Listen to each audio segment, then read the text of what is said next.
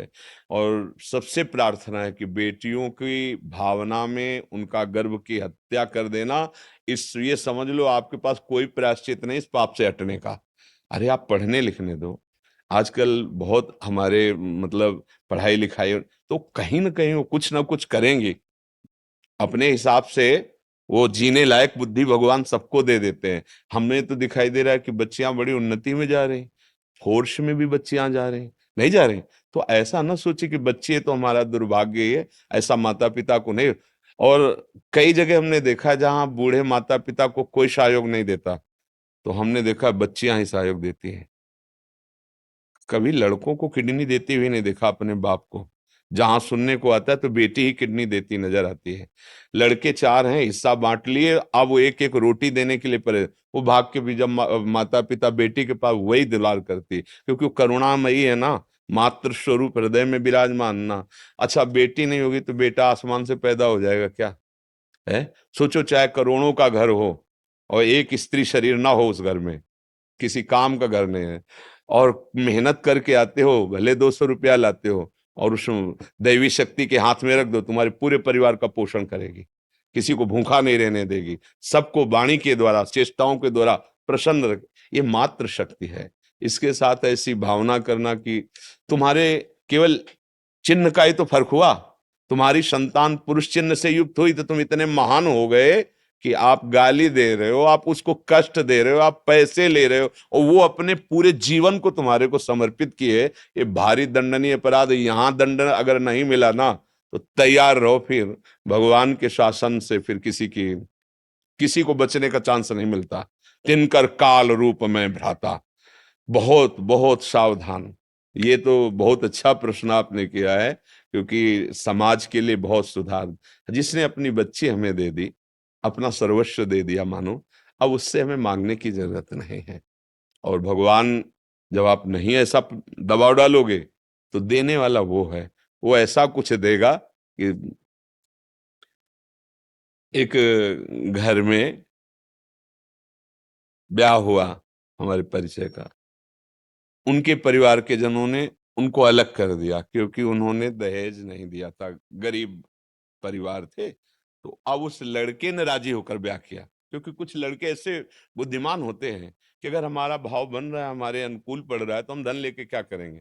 पर माता पिता का भाव धन के प्रति था, तो उसको अलग कर दिया, एक कमरा केवल दिया। फिर इतना द्वेष बढ़ा परिवार का कि उसको जहर दे दिया, और वो विक्षिप्त हो गया, मरा तो नहीं पर पागल हो गया। तो अब उसकी लड़की की दशा, सब कुछ परिवार वालों ने ले लिया, एक कमरा दे दिया, 1-2 बीघा जो खेती वो करने लायक नहीं, क्योंकि रोड में वो बैठा। अब जो उसकी संतानें हुई थी, आज ऐसी हाई ऊंची डिपार्टमेंट में है कि गांव ऊपर मकान बना हुआ है, और वो जब आते हैं ना, तो गाड़ियों से आते जिनके खाने का नहीं था। धर्म से चले ना, तो आज पिता, वो जो पागल पिता है ना, ऐसे गोद में रख रहे हैं बच्चे उनकी सेवा में। और जो माँ घरों में काम करके अपने बच्चों को पढ़ाया ना, हाँ कोई एयरफोर्स में है, कोई ये थल सेना इसमें इसमें है, मतलब कई तो फोर्स में है। और इतने विद्वान हैं कि जो आचार्य महर्षि महर्षि योगी के उसके आचार्य हैं वो, और उनमें पढ़ा रहे हैं। छोटे छोटे बच्चे जो थे वो अच्छी बहुत, तो भगवान दिया ना, देखो अच्छी पदवियां दे दी, अच्छा।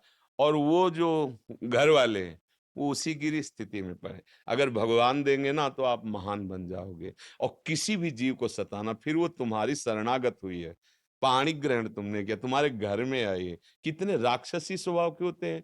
घर में आए हुए, एक शरण में आए हुए एक कबूतर के लिए महाराज शिवी ने अपने शरीर का मांस चढ़ा दिया, और वो कन्या आई है तुम्हारे घर में, अपने माता पिता मानकर, अपना भाव रख करके। तो उसको ये समझना चाहिए कि बहुत बड़ी लक्ष्मी हमारे घर आ गई है। अब इससे जो संतान होगी, कुल परंपरा चलेगी। तो ये दहेज प्रथा तो बिल्कुल ही, इस पर सरकारी शासन भी होना चाहिए, और सामाजिक खुद हमारी ऐसी स्थिति होनी चाहिए कि हमें चाहिए कि हम अपने धन से संतुष्ट रहे। आपने कन्या दे दिया, बहुत सुंदर बात है, अब हमारा खुद भाग्य आगे काम करेगा, हमें आपसे नहीं चाहिए। और हमने देखा है कि माता पिता, ऐसे बात अलग है कोई दुष्ट स्वभाव का हो, नहीं वो कोशिश करते हैं मैं क्या दे दूं अपनी बेटी को, पक्का ये पक्का है। हाँ, मतलब जब बेटी विदा होती है ना, जनक जी के भी आंसू आ गए थे जब सिया जी को विदा कर रहे हैं। कोई भी ऐसा पिता लें जिसके हृदय में, तो वो काहे को रखेगा, अपने जो जितनी सामर्थ्य उतना तो दे ही देगा। तो इसलिए मुझे लगता है दहेज नहीं मांगना चाहिए। दहेज देने के भय से गर्भ में बेटी की हत्या नहीं करनी चाहिए। वो आज का समय देखो, आज का समय ऐसा है कि बेटी, देखो हमारे राष्ट्र में तो बेटी ही राष्ट्रपति है। हमारे देश के राष्ट्रपति कौन है? है नहीं? मतलब राष्ट्र के स्वामित्व का जो प्रथम पद है वो देवी बैठी हुई है, शक्ति तो बैठी हुई है। हे, अगर बिटिया पढ़ लिख गई तो राष्ट्रपति भी बन सकती है। तुम उस बिटिया को इन समझो कि लड़का ही भारत की सेवा कर सकता, राष्ट्रपति है। राष्ट्रपति पद पे नाम तो हमें याद है है ना? तो आप सोचो, देखो कितनी सुंदर बात, हमारे राष्ट्र के प्रधान पद पर देवी बैठी हुई है। तो हमें चाहिए कि हम अपनी पुत्री को पढ़ाएं लिखाएं, सुशील, आज के वातावरण की गंदगी से दूर बचाएं। और फिर भगवान चाहेंगे तो आज की देखो, आज की पढ़ी लिखी बच्चियां ऐसी है ना कि वो अपनी सामर्थ्य से जी सकती हैं। धीरे धीरे भगवान भी ऐसी उन्नति उनकी कर रहे हैं मानसिकता की कि फिर अच्छे से, हाँ, माता जी के कई रूप हैं हमारी। फिर एक जो रूप है ना, प्रचंड दंड देने वाला, फिर वो रूप जब प्रेरित कर देती है ना, तो फिर नचनी नाच नचा लेती है उस परिवार को, ए नचा देती है। हाँ, फिर हमारी भगवती की बड़ी सामर्थ्य है, वो बैठ जाएंगे बुद्धि में कि तुम देखना चाहते हो स्त्री में क्या सामर्थ्य है, पुरखा पानी पा जाएंगे, क्योंकि दैवी शक्ति है। इसलिए नमन, तो तुम्हारे प्यार, तो एक नगर सुधर जाए। धीरे धीरे हम लोग भारतवासी हैं, सौहार्द ही हमारा स्वरूप है।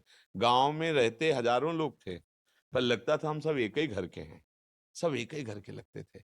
आज जो हमारी विविधता भावनाओं में, ये ऊंचता नीचता, ये सब बड़े छोटे, ये सब जो धन को लेकर के, जन्म को, कुल को लेकर के कई तरह, ये सब मानसिकताएं केवल हैं। हम एक ही प्रभु के बच्चे हैं। अगर हम अच्छे आचरण से चलें तो हम मनुष्य जीवन बड़ा आनंद में, सुख में व्यतीत। अच्छा, ये हमारे जवान भाइयों को ही जरूरत है, क्योंकि यही हमारे देश के भविष्य हैं। अब 15 से लेकर के 35 तक की अवस्था के जितने हैं ना, ये तूफानी अवस्था होती है। अगर इसमें गंदी बातें आ गई, गंदा आहार, गंदा व्यसन, तो फिर ठीक नहीं है। हाँ, अच्छी समाज का संगठन करो और स्वयं अच्छे बनो और दूसरों को अच्छाई के मार्ग पर चलने का सहयोग दो, प्रेरणा दो। राहुल जी दुर्गापुर से। परम कृपालु गुरुदेव भगवान, आपके चरणों में कोटि कोटि नमन। गुरुजी, आपकी कृपा से जो मन में भाव बने, मैंने अपनी माता जी को गलती से बता दिए। महाराज जी, बाद में एहसास हुआ तो बहुत। हाँ, देखो, बताना बताना कोई खास हानि की बात नहीं है, गर्वपूर्वक बताना खास बात हो जाती है हानि की।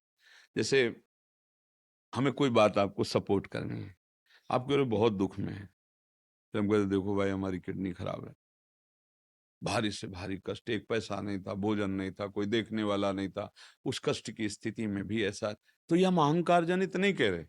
देखो, इस दुख में भी भजन हो सकता है, इस दुख में भी आनंद से जिया जा सकता है।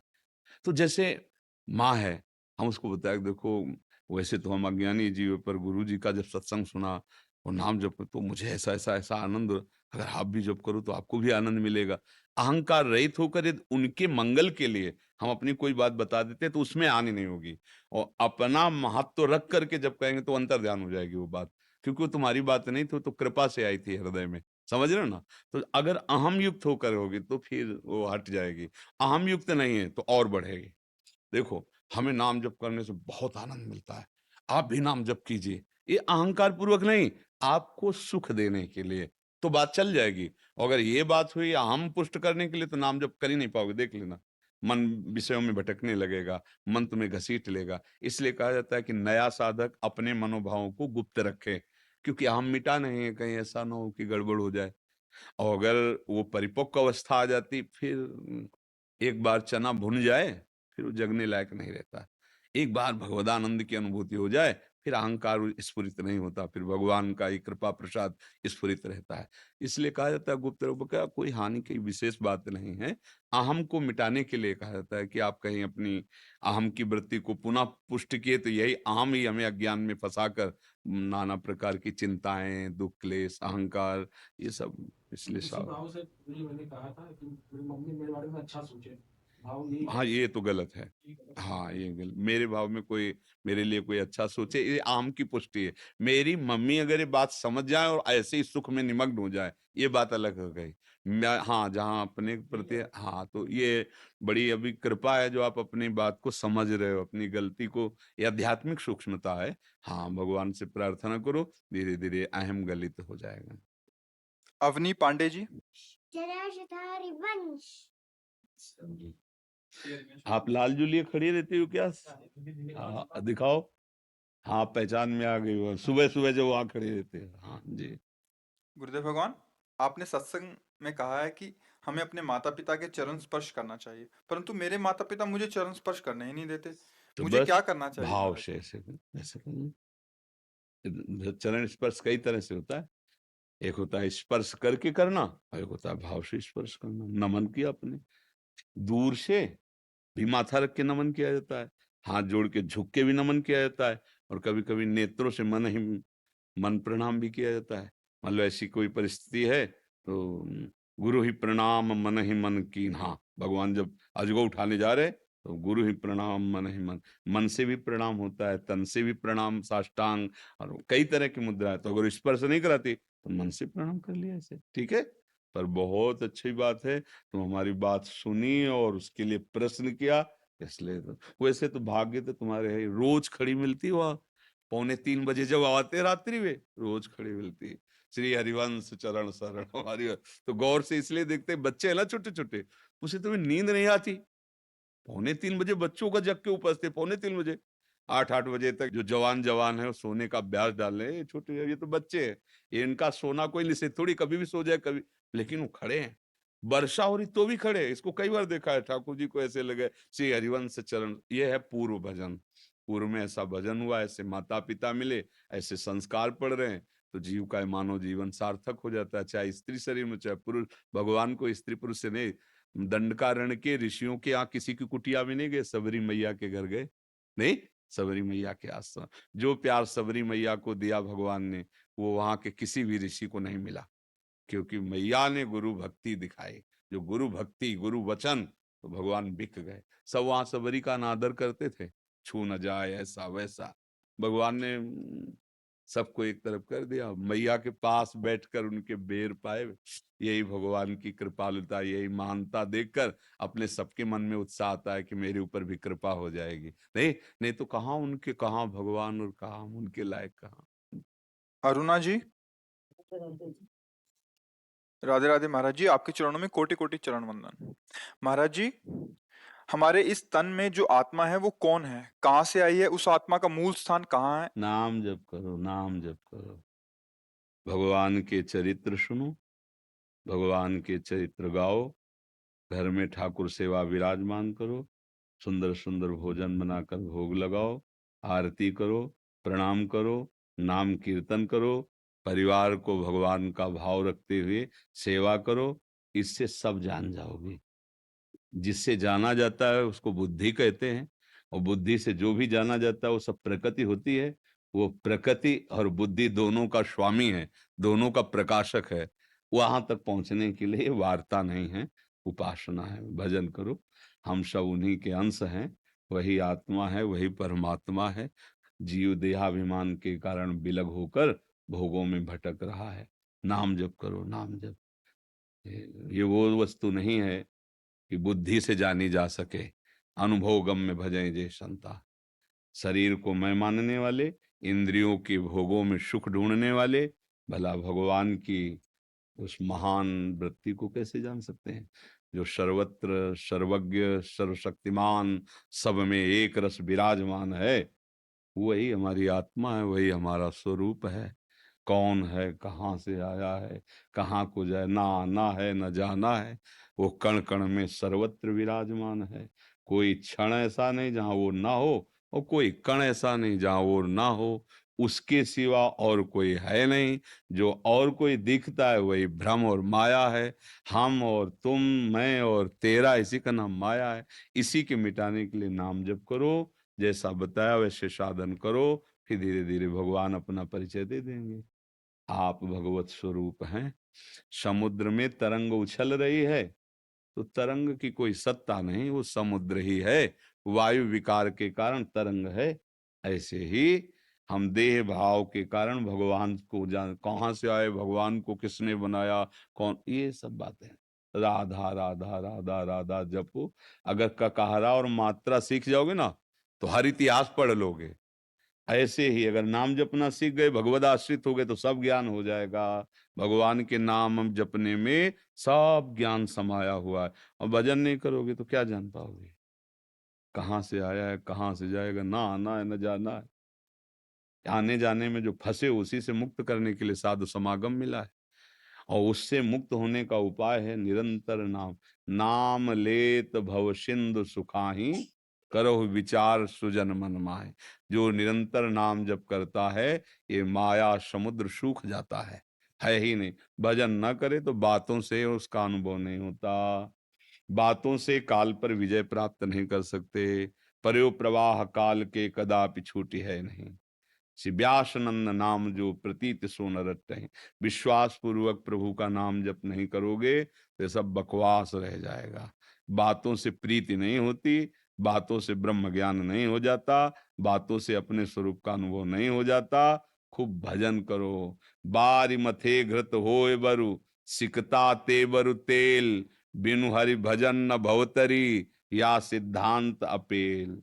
बालू के पेरने से भले तेल निकल आवे, पानी के मथने से भले घी निकल आवे, असंभव, पर ऐसा भले हो जाए, पर बिना भजन के इस अज्ञान समुद्र से पार नहीं हुआ जा सकता। चाहे पुरुष, नपुंसक, नारीवा, जीव चराचर कोय, सर्व भाव भज कपट तजी, मोहि परम प्रिय सोय। भजन भजन भजन, भजन के बिना कुछ नहीं। भजन नहीं तो सब बकवास, बड़ी बड़ी ज्ञान की बातें करते रहो और मलमूत्रधारी शरीर की ही आसक्ति बनी रहेगी। क्या है, मूत्राशय मलाशय चमड़ी से ढका हुआ है गंदा शरीर, क्या है इसमें। इधर से देखो दुर्गंध, इधर छिड़को तो गंदगी, मुंह से थूको तो गंदगी, गंदगी का घर। भजन हो जाए, भगवत प्राप्ति हो जाए तो ये दिव्य मान लिया गया, दुर्लभो मानुष्य देव। अब बात करें हम, ज्ञान की आसक्ति है भोगों में, शरीर में मैं